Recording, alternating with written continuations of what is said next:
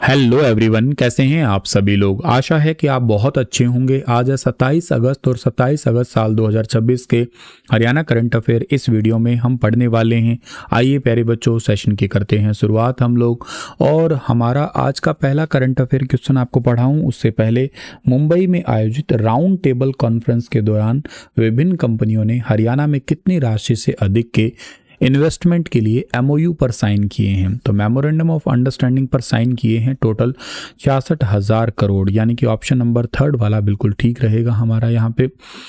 और अगर आप लोग तैयारी कर रहे हैं किसी एक पर्टिकुलर एग्ज़ाम की, जैसे कि अगर आप तैयारी कर रहे हैं द्रोणाचार्य बैच के लिए, मतलब सीईटी मेंस के लिए तैयारी कर रहे हैं, तो आप स्टार IQ एप्लीकेशन पे जा सकते हैं और वहाँ पे जाके आप द्रोणाचार्य नाम का बैच है, इस बैच को ले सकते हैं। और इसके अलावा आप तैयारी करें हरियाणा GK प्लस साइंस, तो कॉम्बो के लिए आप लोग हरियाणा टॉपर बैच है, इसको एक्सेस कर सकते हैं स्टार IQ एप्लीकेशन पे। कॉमनवेल्थ गेम साल 2026 में भाग लेने वाले हरियाणा के 24 खिलाड़ियों को राज्य सरकार के द्वारा कुल कितनी नगद पुरस्कार राशि प्रदान की गई है। तो इसका ठीक आंसर रहेगा 13,97,50,000 रुपये नगद राशि दी गई है। 24 खिलाड़ियों को 13.97 करोड़ से ज़्यादा के इनाम मिले हैं, जिसमें से टोटल 11 पदक आए हैं हरियाणा के। 7 गोल्ड है, 2 सिल्वर है, 2 कांस्य है। 6 पदक बेटियों के नाम पे है, इसमें से 5 गोल्ड है। भारत के 7 बॉक्सिंग स्वर्ण में से 6 हरियाणा के खिलाड़ियों ने जीते हैं।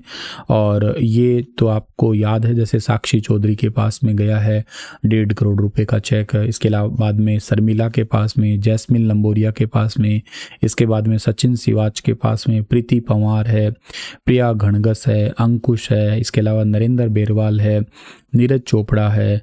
और इसके अलावा जो है ना यहाँ पे है सीमा कालीरामणा है, इसके अलावा यशवीर सिंह है। इन सभी को जो है ना मुख्यमंत्री जी ने सम्मानित किया है। जिनको गोल्ड मेडल मिला है उनको 1.5 करोड़, सिल्वर वाले को 75 लाख, कांस्य पदक को 50 लाख, प्रतिभागी खिलाड़ी को 7.5 लाख रुपए जो है ना वो दिए गए हैं इसमें। ये कहाँ पे था सर सम्मान समारोह? ये हरियाणा के अंदर जो है ना सेलिब्रेट किया गया था, पंचकुला के अंदर। ठीक है, पंचकुला का इंद्रधनुष ऑडिटोरियम है, वहाँ पे 26 अगस्त को। और हरियाणा के खेल मंत्री का नाम है गौरव गौतम, ये भी आप याद रखना। 24 खिलाड़ियों को ये सम्मान राशि दी गई है।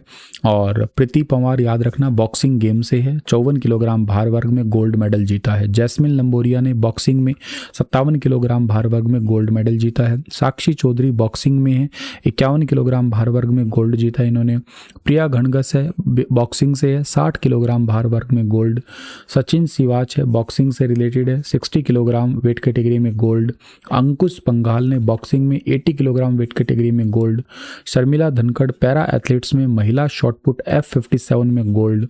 नीरज चोपड़ा एथलीट्स पुरुष जैवलिन थ्रो में सिल्वर मेडल।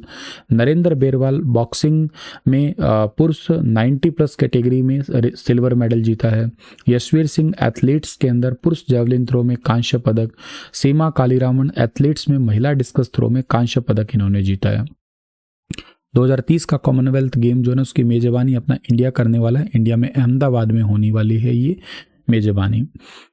और इसके अलावा मुख्यमंत्री ने कहा कि पिछले 12 सालों में हरियाणा में खेल इंफ्रास्ट्रक्चर के विकास पर तकरीबन 1100 करोड़ रुपए खर्च किए गए हैं। पंचकुला के ताऊ देवीलाल खेल परिसर में लगभग 10 करोड़ रुपए की लागत से नेशनल लेवल का A* उन्नत वैज्ञानिक प्रशिक्षण एवं पुनर्वास केंद्र स्थापित किया गया है अभी। और इसके बाद में आता है अवाडा ग्रुप और हरियाणा सरकार के बीच किस जिले में 300 एकड़ का zero carbon green industrial campus विकसित करने के लिए समझौता हुआ है। तो इसका ठीक आंसर रहेगा हिसार के अंदर ये समझौता हुआ है। ऑप्शन नंबर थर्ड वाला बिल्कुल ठीक रहेगा। हरियाणा सरकार ने हिसार को ग्रीन इंडस्ट्रियल हब के रूप में विकसित करने की दिशा में एक बड़ा कदम उठाया है। हरियाणा सरकार और अवाडा ग्रुप के बीच में zero carbon green industrial campus विकसित करने के लिए MOU हुआ है। यह ग्रीन इंडस्ट्रियल कैंपस 300 एकड़ जमीन में विकसित किया जा रहा है। परियोजनाओं में लगभग 10,000 करोड़ के इन्वेस्टमेंट की संभावना है। इसमें 5,000 से ज़्यादा रोजगार के अवसर पैदा होंगे। कैंपस को आधुनिक और पर्यावरण अनुकूल औद्योगिक इकोसिस्टम के रूप में विकसित किया जाएगा। कम लागत पर 24 घंटे नवीकरणीय ऊर्जा उपलब्ध करवाई जाएगी। और कैंपस में नवीकरणीय ऊर्जा, औद्योगिक इंफ्रास्ट्रक्चर और ग्रीन मैन्युफैक्चरिंग को एक साथ विकसित किया जाएगा।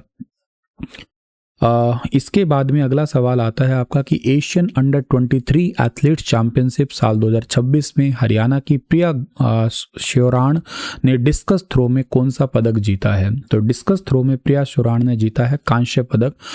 थर्ड वाला ऑप्शन इसका ठीक रहेगा। चीन के आर्डोस में आयोजित पहली एशियन अंडर 23 एथलीट चैंपियनशिप में भारतीय खिलाड़ियों ने शानदार प्रदर्शन करते हुए कुल 16 पदक, 3 गोल्ड, 4 सिल्वर और 9 कांस्य पदक अपने नाम किए हैं।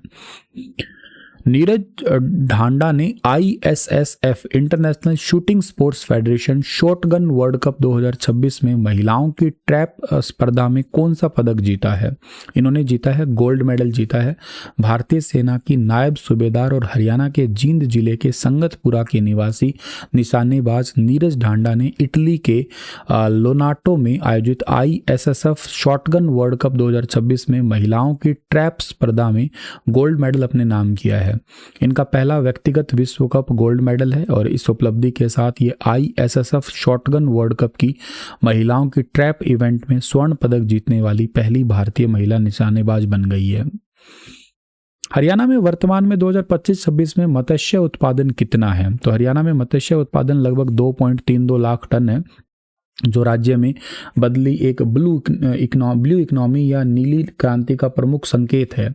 1966 में 650 टन हुआ करता था, जो अब बढ़ के 2.32 लाख टन हो गया है। हरियाणा में तालाब, नहर, जलाशय, जल भराव वाले क्षेत्रों को भूमिगत लवणीय खारे जल के माध्यम से मत्स्य पालन की बड़ी संभावनाएं हैं। मत्स्य पालन की बायोफ्लॉक तकनीक जो है ना, वो बेसिकली RSA एक्वापॉनिक्स है। एकीकृत एवं सजावटी मत्स्य पालन आदि आधुनिक मत्स्य पालन की प्रमुख तकनीकें हैं ये। हरियाणा साल 2027 के लिए यूनेस्को विश्व धरोहर नामांकनों की समीक्षक के रूप में किस हरियाणवी अधिकारी को चुना गया है? तो ये चुना गया है डॉक्टर विवेक सक्सेना को।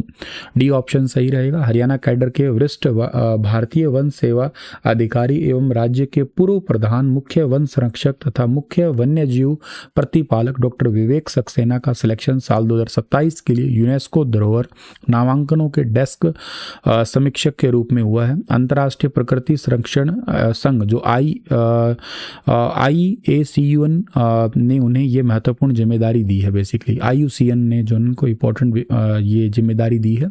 IFS अधिकारी हैं वैसे ये, और इसमें और भी शामिल है जैसे कि इथोपिया का सिमियन पर्वत राष्ट्रीय उद्यान है, इसमें प्रमुख स्थल शामिल किए गए हैं विश्व धरोहर समिति के लिए।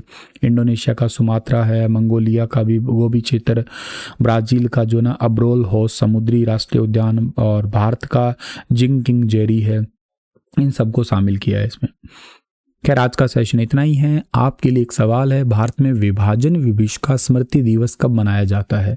इसके बारे में बताना आप लोग। मैं मिलता हूं आप लोगों को अपने करंट अफेयर अगले सेशन के दौरान। और एक और छोटा सा सवाल मैं आप लोगों से ये पूछ रहा हूं कि आप मुझे ये बताना कि हरियाणा के अंदर पहली महिला सांसद जो है ना कौन चुनी गई थी? और अब तक हरियाणा में टोटल ना 6 महिला सांसद चुनी जा चुकी है। उन 6 का नाम भी आप कमेंट में मुझे बताना जरूर, ठीक है। थैंक यू सो मच, सभी को राधे राधे।